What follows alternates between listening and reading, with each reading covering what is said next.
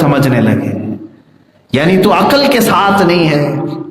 میرے عزیزو، یہی تو بات مفتی اعظم ہند رحمۃ اللہ تعالی علیہ کے زمانے میں ایک مجذوب تھے، وہ صرف تہبند پہن کر کے رہتے تھے، صرف لنگی پہنے رہتے تھے، اور ایک کنارے جہاں کچرے لوگ پھینکتے تھے وہیں بیٹھے رہتے تھے اکثر۔ ایک صاحب وہاں سے جا رہے تھے تو اس مجذوب بزرگ نے بلایا، کہاں جا رہے ہو؟ بڑے مولانا کے پاس جا رہے ہو؟ مفتی اعظم ہند کو بریلی میں اس وقت بڑے مولانا کہتے تھے۔ کہا ہاں وہیں جا رہا ہوں۔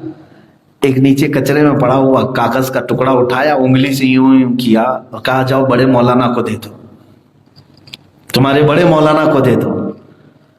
تو آئے، محفل میں بیٹھے اور ڈرنے لگے، کچھ ہے ہی نہیں اس میں، کاغذ کا ٹکڑا ہے، انگلی گھما کے دیا ہے، دوں کہ نہ دوں یہ سوچتے رہے صاحب۔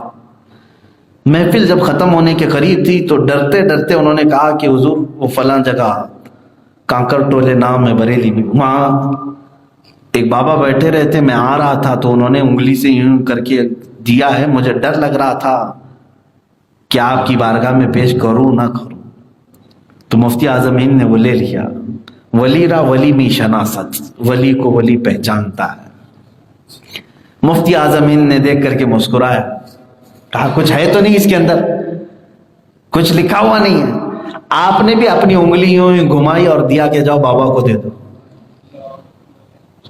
تو وہ صاحب آئے، وہ نہ ادھر کی تحریر انہیں معلوم تھی نہ ادھر کی تحریر۔ میرے عزیزو، یہ عام آدمی یہ کہے گا کہ یہ پاگل لوگ تو نہیں، دیوانے تو نہیں، یہ عقل ہے، جہاں عقل یہ کہنے لگتی ہے۔ اب وہ ٹکڑا کاغذ کا لے کر کے آیا، وہ بابا بیٹھے ہوئے تھے بھی، تو ان کے پاس اس نے دے دیا کہ بڑے مولانا نے واپس تمہاری چٹھی بھیج دی ہے۔ وہ لیتے ہیں اور لے کر کے اس کاغذ کو نیچے ڈال دیا اور اپنی جو لنگی تھی تہبند وہ بھی کھول دیا اور ننگے ہو کر کے چلے گئے، جو کپڑا پہنے تھے وہ بھی اتار دیا اور چلے گئے۔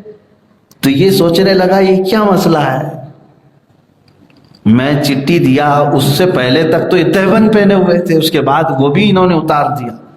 وہ گھبرایا ہوا مرید واپس مفتی اعظم کے پاس آیا، کہا کہ حضور مجھے سمجھائیں نہیں تو میں پاگل ہو جاؤں گا، کیونکہ صرف عقل یہ سب چیزیں نہیں سمجھ سکے گی، عقل کو ظاہری اسباب ضروری ہیں، دلائل چاہیے۔ یہ کیا تھا یہ معاملہ؟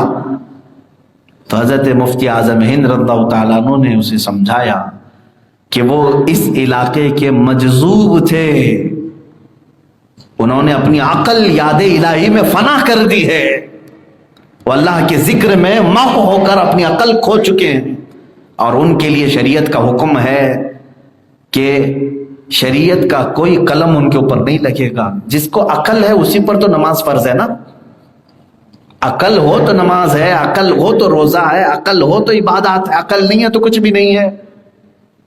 تو مفتی اعظم ہند رضی اللہ تعالیٰ عنہ نے فرمایا کہ وہ مجذوب ہیں، انہوں نے مجھ سے سوال کیا تھا لکھ کر کے، کہا کیا؟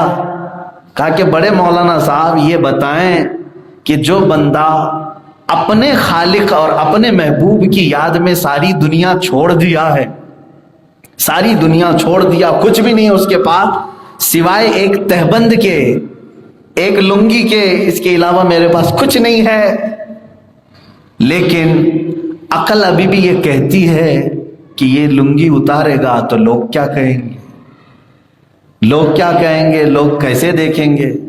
تو کیا آپ کی شریعت اور آپ کا مسئلہ یہ مجھے اجازت دیتا ہے کہ میں اپنے خالق اور مالک کی یاد میں یہ بھی چھوڑ دوں؟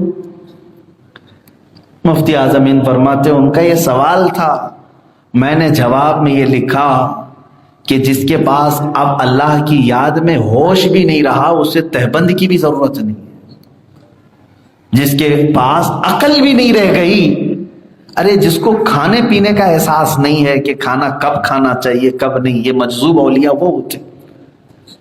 تو آپ نے فرمایا اس کو نہ تہبند کی ضرورت ہے نہ لباس کی ضرورت ہے، کیونکہ وہ اپنے آپ کو فنا کر چکا ہے۔ کہا میں نے یہ جواب لکھا ہو، جواب کے بعد انہوں نے جو کیا تم نے دیکھا۔ میرے عزیزو یہ تمام باتیں آپ کے سامنے میں صرف آج موضوع سے ریلیٹڈ تھی، اسی لیے عرض کر رہا ہوں۔ پھر میں آپ کو تنبیہن کہتا ہوں کسی بھی جھوٹے بابا کے پیچھے نہ پڑ جانا، نہ مجذوب کو ڈھونڈنے کی فکر کرنا۔ بعض لوگ اب یہاں کہتے ہیں، یہ چبھتی ہوئی باتیں ہیں کہ ہمارے پیر صاحب نماز نہیں پڑھتے ہیں۔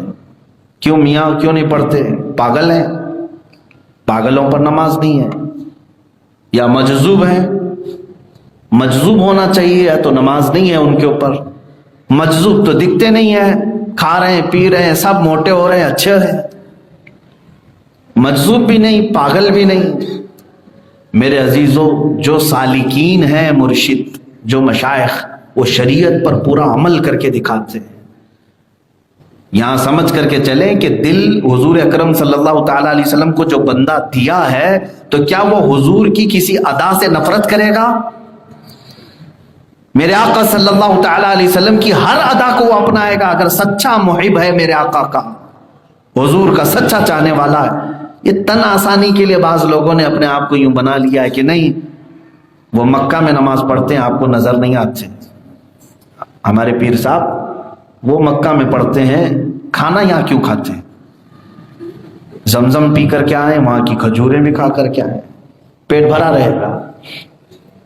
میرے عزیزو، یہ ہمارے اولیاء کاملین میں سے کسی نے نہیں کیا، نہ سرکار غوث پاک رضی اللہ تعالیٰ عنہ نے، نہ سرکار غریب نواز نے۔ کیا ان سے بڑے بھی پیر آپ نے سنے ہیں؟ اتنے بڑے پیر، پیران پیر جن کو کہا گیا، انہوں نے زندگی بھر کبھی جماعت سے نماز نہیں قضا کی، اور بلکہ غوث پاک یہ فرماتے تھے کہ میرے مریدین میں سے اگر کوئی نماز ترک کرتا ہے تو اسے پھر مسلمانوں کے قبرستان میں مت لاؤ۔ غوث پاک کا فرمان ہے۔ تو اتنے بڑے پیران پیر کا فرمان تمہیں معلوم ہے، تو اسی پر سب کو ناپ کر کے دیکھو۔ ہمارا مرشد وہ ہے جو خود پابند ہو، اور ہم اگر بے نمازی ہیں تو ہمیں نمازی بنائے، ہمیں نمازوں کی محبت ڈالے۔ بہرحال دل کی بات یہ تھی، اور اس دل کو مضبوط کرنے کا طریقہ وہی ہے جو قرآن نے کہا، الا بذکر اللہ تطمئن القلوب، آگاہ ہو جاؤ، اللہ کے ذکر سے دلوں کو تقویت ملتی ہے، دلوں کو سکون ملتا ہے، دلوں کو قرار ملتا ہے۔